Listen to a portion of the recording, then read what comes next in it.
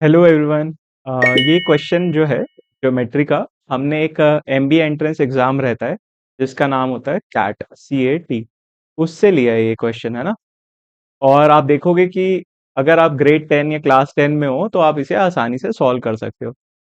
जहाँ पे हम सिमिलैरिटी पढ़ते हैं जिस क्लास में, अगर आप उस क्लास में हो तो आप ये आसानी से कर सकते हो क्वेश्चन।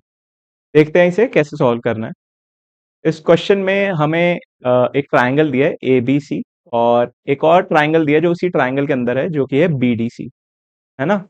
उसके अलावा हमें ये कंडीशन दी है कि एंगल BCD और एंगल BAC बराबर है, यानी कि BCD ये वाला एंगल और BAC ये वाला एंगल, ये दोनों बराबर हैं। और हमें ढूंढना क्या है, हमें ढूंढना है पेरीमीटर का रेशो। किन दो ट्राइंगल्स के पेरीमीटर का रेशो ढूंढना है? ट्राइंगल ADC, यानी कि ये वाला एंगल, ये वाला ट्राइंगल, और ट्राइंगल BDC। BDC वाला ट्राइंगल कौन सा हुआ? ये वाला ट्राइंगल। इन दोनों ट्राइंगल्स के पेरीमीटर का रेशो ढूंढना है। अब देखो, ट्राइंगल BDC का पेरीमीटर ढूंढना तो काफी आसान है। यहाँ दी हुई है BD की लेंथ, DC की लेंथ और BC की लेंथ। लेकिन हमें ट्राइंगल ADC में सिर्फ DC की लेंथ पता है, ये वाली लेंथ और ये वाली लेंथ नहीं पता है, AD और AC की। तो देखते हैं इसे हम कैसे ढूंढ सकते हैं। सबसे पहले मैं एक ट्राइंगल BDC जो इसमें फिगर में दिया है उसको अलग से बना लेता हूँ। आपको समझ में आएगा क्यों मैं अलग से बना रहा हूँ। ये ट्राइंगल BDC बना लिया हमने। BDC, सॉरी, इसका नेमिंग मुझे थोड़ा चेंज करना होगा। इसका नाम ऐसे नहीं लिखेंगे हम। देखो, हमने इसे लगभग ऊपर बड़े वाले ट्रायंगल के बराबर बनाया है, ABC के बराबर, है ना। तो एंगल A, जो हमारा एंगल A है, ये वाला एंगल A, ये किसके बराबर है? ये बराबर है एंगल C के, है ना। एंगल C के बराबर है। तो अगर ऊपर एंगल A वर्टेक्स पे है तो यहाँ पर मैं एंगल C ले लेता हूँ। अब आप ध्यान से देखोगे कि बी एंगल दोनों ट्रायंगल्स में, ट्रायंगल ABC में भी है और BDC में भी है, ये वाला एंगल। तो इसलिए ये वाली वर्टेक्स को नाम मैं B दे दूंगा। तो अभी तक आपने देखा कि एंगल A और एंगल C बराबर हैं। एंगल B दोनों में कॉमन है ना। तो मुझे ट्रायंगल ABC और ट्रायंगल BDC में दो एंगल सेम मिल गए। अगर दो एंगल सेम है तो तीसरा एंगल अपने आप सेम हो जाएगा। तीसरा एंगल अपने आप सेम हो जाएगा कि नहीं? तो हम ऐसे केस में यूज करेंगे ए ए ए सिमिलैरिटी। तीनों एंगल्स अगर सिमिलैरिटी, अगर तीनों एंगल्स, दो एंगल्स भी सेम हो जाते हैं तो तीसरा सेम हो जाता है अपने आप, है ना। तो अगर तीन एंगल सेम हो रहे हैं तो सिमिलर ए सिमिलैरिटी यूज करेंगे। और कौन से दो ट्राइंगल सिमिलर हो रहे हैं यहाँ पर? ये हो रहे हैं ट्राइंगल ए बी सी। किसके सिमिलर है? ट्राइंगल सी बी डी के। अगर दो ट्राइंगल सिमिलर होते हैं तो उनकी जो कॉरेस्पॉन्डिंग साइड्स है उनका रेशो सेम रहता है, यानी A B over B C. A B के कॉरेस्पॉन्डिंग कौन सा हुआ यहाँ पर? B C. और B C over B D is equals to A C over C D, है ना। इस चीज को आप ध्यान रखना। अब क्या करते हैं, अब हम इसकी वैल्यूज रखते हैं यहाँ पर। अब हम इसकी वैल्यूज रखते हैं। ए बी की वैल्यू हमें पता है? नहीं। ए बी को हम ऐसे ही रहने देंगे। BC की वैल्यू कितनी है? BC की वैल्यू हमें पता है, यहाँ 12 दी हुई है फिगर में। BD की वैल्यू हमें फिगर में 9 दी है, और CD की वैल्यू हमें फिगर में 6 दी है। तो BC कितना हो गया? 12 हो गया। BC 12 है upon BD।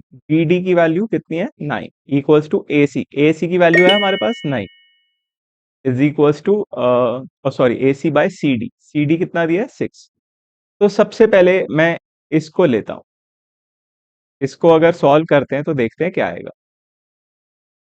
A B upon 12 is equals to 12 upon 9। 3 times 3, 3 times 4, 3 times 4, यानी ए बी निकल कर आया 16। ए बी क्या निकल कर आया? 16। ठीक है। तो इस ए बी को एक काम करते हैं, यहाँ फिगर में मार्क कर लेते हैं। ए बी कितना है हमारे पास? 16। ठीक। अच्छा, अगर ए बी 16 है, ए बी ध्यान से देखो, अगर ए बी 16 है, बी डी 9 है, तो ए डी कितना हो जाएगा? ए डी हो जाएगा 7। 9 प्लस 7 16 हो जाएगा टोटल, है ना? आई होप आपको समझ में आया होगा ए डी कैसे आया। ठीक इसी तरीके से अब मैं कंबाइन करने वाला हूँ 12/9 equals to A C by 6। अगर मैं इसको यूज करता हूं तो क्या आता है देखते हैं। 12/9 is equals to A C upon 6। ये ए सी है, तो मैं दोबारा लिख देता हूँ, ए सी ओवर 6। इसको सॉल्व करते हैं, 3 टाइम्स 3, 3 टाइम्स 2, 3 टाइम्स 4, यानी ए सी निकल कर आया 8। ए सी क्या निकल कर आया? 8। तो भी बॉक्स में लिख लेता हूं मैं, और ए सी को मैं मार्क भी कर लेता हूँ। ए सी कितना आया? 8। ये लेंथ हमें ढूंढनी थी ना, 8 आ गया हमारे पास। ठीक। We are almost reaching the final stage of the answer. हम ऑलमोस्ट आंसर के पास पहुंच रहे। हमें ढूंढना था ratio of perimeter of triangle. Right triangle नहीं है ये, तो इसको मैं इरेज कर देता हूँ। एक सेकेंड। Perimeter of triangle. अरे फिर से ये गलत बन रहा है बार बार। Perimeter of triangle A D C, A D C over perimeter of triangle B D C. तो एडीसी का पेरीमीटर क्या होने वाला है? AD, AD plus DC plus AC. ये बार बार गलत हो जाता है।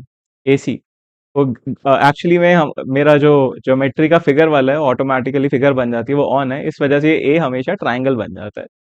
BDC, BD plus DC plus BC. Correct.